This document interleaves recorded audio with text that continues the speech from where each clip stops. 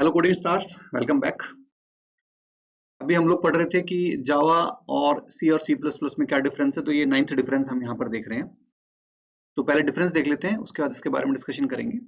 In C and C plus plus integers will take only 2 bytes of memory. C और C plus plus में जो है उसमें integer 2 bite memory occupy करते हैं। ये यहाँ पर बात हो रही है 16 बिट्स कंपाइलर की, क्योंकि कुछ कंपाइलर्स ऐसे भी हैं, अगर आपका 32 बिट कंपाइलर है या 64 बिट कंपाइलर है, इनमें जो आपका इंटीजर है इसकी साइज 4 बाइट्स होती है। ठीक है, तो कह रहा है कि यहाँ 2 बाइट होती है और जो कैरेक्टर है सी और सी प्लस में जो कैरेक्टर है उसकी साइज कितनी होती है, 1 बाइट होती है। लेकिन जावा के अंदर इंटीजर की साइज 4 बाइट्स होती है और जो कैरेक्टर्स है उनकी साइज 2 बाइट होती है। ठीक है, तो ये डिफरेंस है मेन।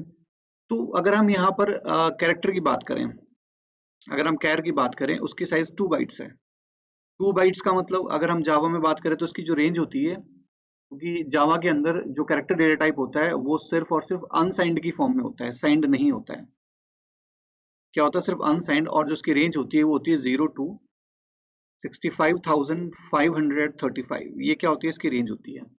ऐसा इसलिए होती है क्योंकि जो कैरेक्टर डेटा टाइप है या जावा के अंदर जो कैरेक्टर होता है वो यूनिकोड के अंदर रिप्रेजेंट किया जाता है, इसको यूनिकोड्स में।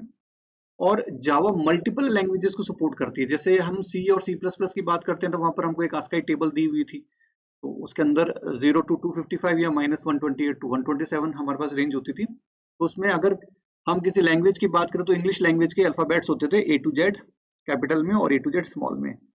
ठीक है, जिसमें A to Z जो कैपिटल होते थे वो 65 to 90 होते थे, और अगर हम स्मॉल की बात करें तो वो 97 to 122 होते थे। ठीक है, तो ये सब होता था। लेकिन जो जावा है, जावा मल्टीपल लैंग्वेजेस को सपोर्ट करती है। जैसे इंग्लिश को तो करेगी, साथ में फ्रेंच हो गया, ठीक है, आपका इटालियन हो गया, चाइनीज हो गया, रशियन हो गया। इन के जो अल्फाबेट्स है उनको भी साथ के साथ में सपोर्ट करती है।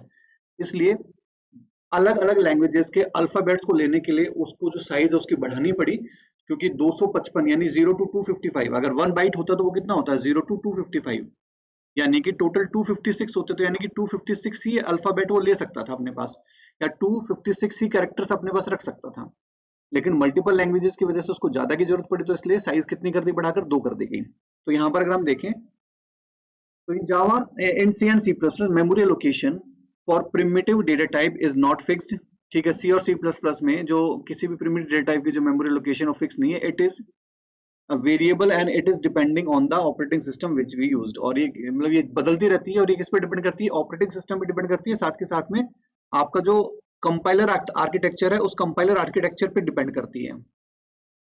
ठीक है, किस पे, कंपाइलर आर्किटेक्चर के ऊपर डिपेंड करती है कि उस किसी भी डेटा टाइप की साइज क्या होगी। जैसे मैंने आपको बताया था अभी कि 16 बिट में तो 2 बाइट्स होती है, अगर हम 32 और 64 बिट्स की बात करें तो 4 बाइट्स इंटीजर की साइज होती है।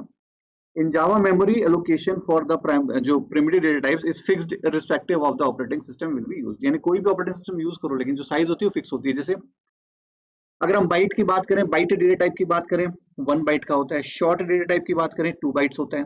इंटीजर डेटा टाइप की बात करें 4 बाइट्स होता है। लॉन्ग डेटा टाइप की बात करें 8 बाइट्स होता है। फ्लोट डेटा टाइप की बात करें 4 बाइट्स होता है। डबल की बात करें 8 बाइट्स होता है। कैरेक्टर की बात करें 2 बाइट्स होता है। और बूलियन की बात करें तो 1 बिट इसकी साइज होती है। क्लियर है?